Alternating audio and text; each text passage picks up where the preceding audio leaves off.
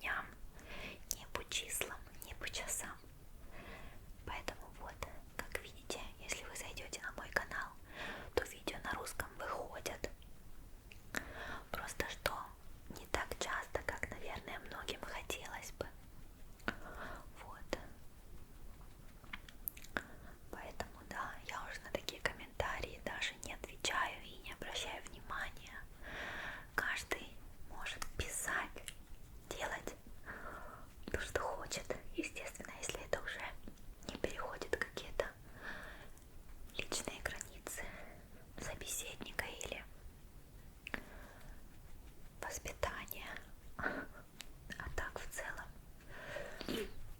вот просто периодически вижу такие комментарии. Я, кстати, постараюсь это видео выложить намного раньше, чем видео, которое у меня уже в списке роликов, которые должны выйти на канал, потому что все мои предыдущие видео, которые уже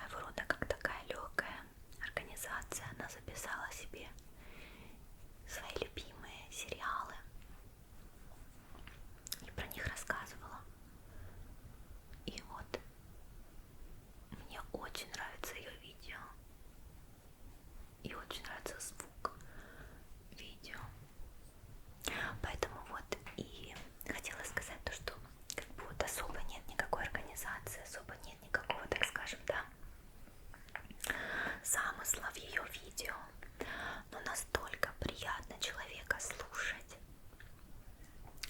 настолько приятный у нее голос, шепот особенно. И вот настолько завораживает, как, по-моему, ее видео, и там очень красивая картинка, ну, мне в целом нравится. Поэтому, мне кажется, я думаю, вы тоже мне напишите в комментариях, что, конечно, ролевые игры нужно и можно снять, но такие видео тоже, я думаю, вам нравятся. Я уже взбодрилась, я сама себя поддержала. Короче, я нанесла сейчас хайлайтер, который тоже, вот я смотрю на срок годности, уже, мне кажется, давным-давно просрочен, но, если честно, опять-таки мне тоже пофиг, потому что он прекрасно работает, прекрасно освещает. И это хайлайтер от Physicians Formula Butter Highlighter в оттенке Pearl. Мне очень нравится, он такой маслянистый аж, и у него такая приятная консистенция, прям аж мягкая, сатиновая, такой блеск, не крупными блестками, а просто вот как лоск, вот как будто аж маслом намазали. Мне очень нравится, давно им пользуюсь, я в восторге. Далее, вот как я покрасилась в красный цвет, хотя на видео он каштаново такой теплый. На самом деле, когда я освежаю краску, оно прям такое красно-красное, особенно при искусственном свете или при дневном, так вообще. И я начала подчеркивать свои глаза тенями, хотя я никогда в жизни ими не красилась, я всегда рисовала себе стрелки и на этом останавливалась. А вот последний год пользуюсь вот такими вот тенями от NYX. Палетка USP03 Warm Neutrals. Такие теплые, нейтральные оттенки, которые мне лично очень нравятся, и как, по-моему, они идеально сочетаются с моей палеткой, вообще колористикой, так скажем, да. И с волосами, вот как я покрасилась, мне кажется, эти тени идеально мне подходят. Я в основном пользуюсь совсем несколькими оттенками, в целом их штучек 5 максимум. На складку я наношу вот этот светло-коричневый, на складку века всегда встряхиваю, чтобы не набить нити. Вот так вот слегка сначала размазываю и потом уже тушую. Вот так вот на тяп-ляп, как получается. Кисточки у меня не профессиональные, по крайней мере, не вот это. Это китайская кисточка вообще, которую я купила много лет назад на Shein. И мне она очень нравится. Стоила буквально пару евро, скорее всего. И как, по-моему, шикарно тушует. То же самое делаю на другом глазу. А пока тушую, пока крашу глаза, расскажу вам за свои прочитанные в последнее время книги, наверное, за последний месяц. Я посвятила себя чтению Булгакова. И скажу я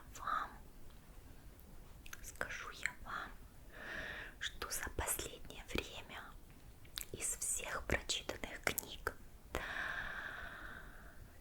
наверное, самые те, которые мне понравились по жанру и по смыслу, это именно книги Булгакова. Мне очень сильно понравилось его рассказ «Дьявольяда».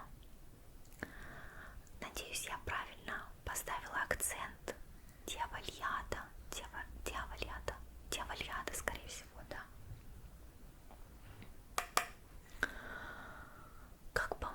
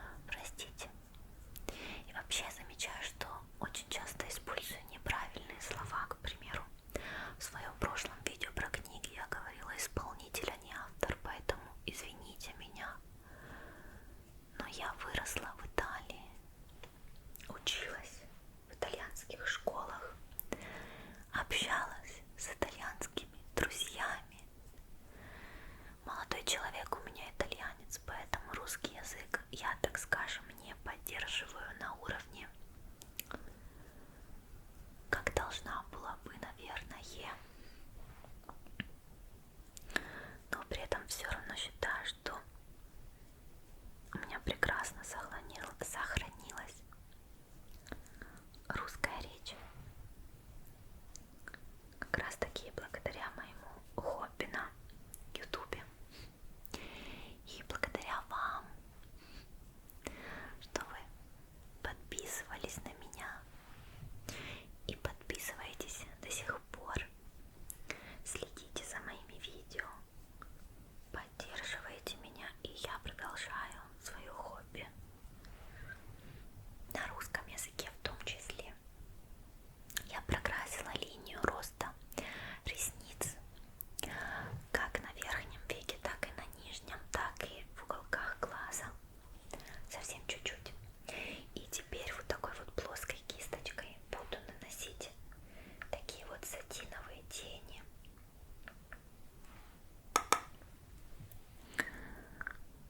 на само начало века и вот до половины, до яблочка, так скажем. Так вот, про Булгакова я почитала Деву Лиаду, я почитала Собачье сердце, Багровый остров. Ударение, я надеюсь, я правильно ставлю. И роковые яйца. Роковые или роковые, не знаю. Но я прочитала этот рассказ. Знаете, в чем проблема? Иногда задумываюсь об этом. Но вообще я видео посмотрела, и после этого видео начинаю задумываться про это. Что мы всегда читаем в тишине, в голове, как бы, да, в мыслях. А нужно иногда читать вслух. Потому что мы иногда читаем и не обращаем даже внимания на ударение. Ну, в моем случае, понятное дело, да. Вам, наверное, когда вы читаете на русском, как-то автоматизмом ударение правильно ставите, но, к примеру, мы не всегда выдерживаем нужную интонацию, нужные паузы. А это очень сильно развивает речь. И вообще не всегда мы можем выговаривать все слова. А читая вслух, у нас это будет лучше получаться. Ведь красивая речь, это очень привлекательно. Я сама должна этим заниматься. Я сама должна этим заниматься чаще. Потому что я в последнее время достаточно много читаю, но читаю все в голове. А нужно бы немножечко чаще читать вслух. Особенно когда я сама дома. А сама дома я очень часто, то есть у меня есть на это время. Было бы желание, как говорится. Так, теперь после того, как я оформила глаза, я зафиксирую свои брови вот таким вот гелем от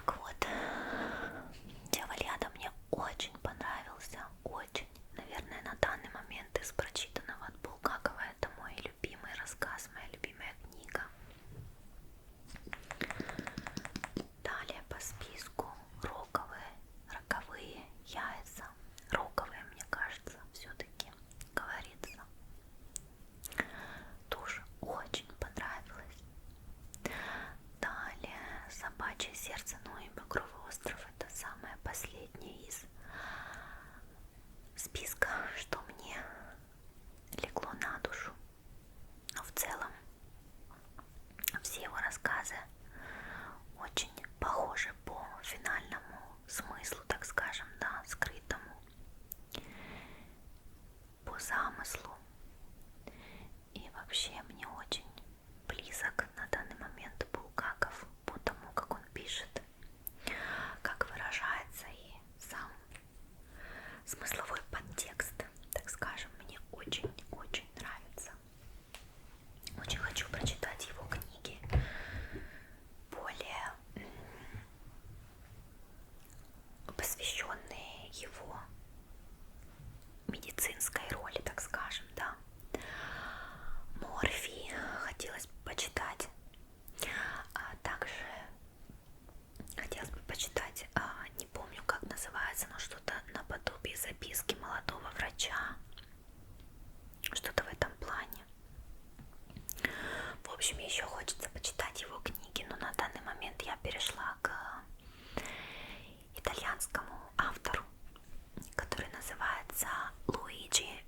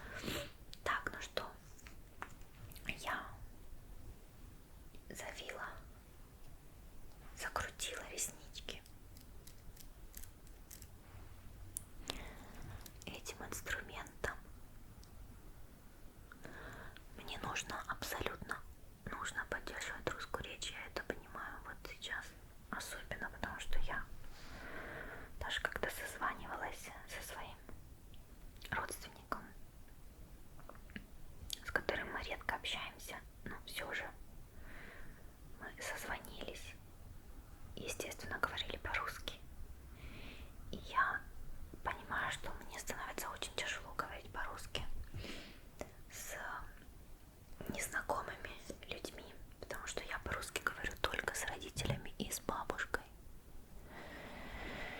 С ними я иногда могу перескочить на итальянский язык, могу разговаривать своими там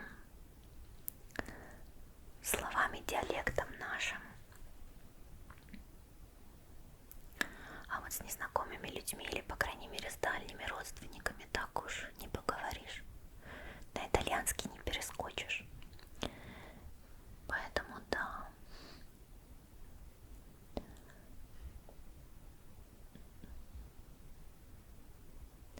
И видео на русском я как бы смотрю, но опять-таки все у меня оно на читательном уровне и на прослушивании, когда касается именно conversation,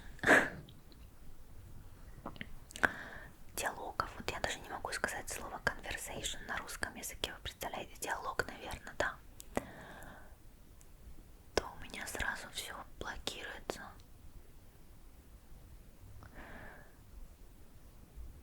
И забывается.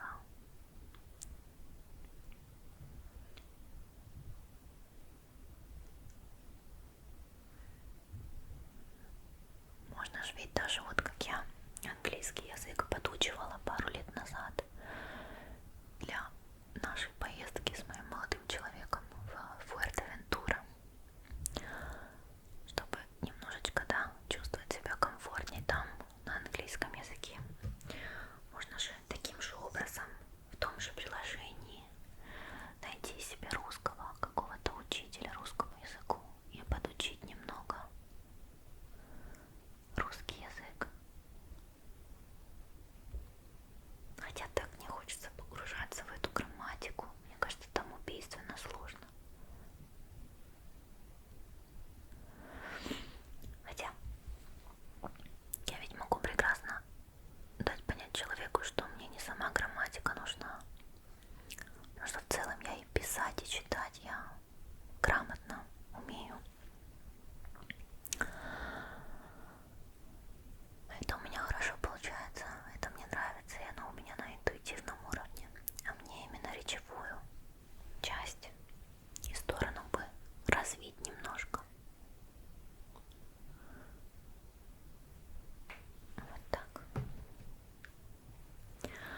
Нижние реснички я никогда не прокрашиваю, но могу вот так вот точечку поставить. И тушь у меня от Maybelline New York в оттенке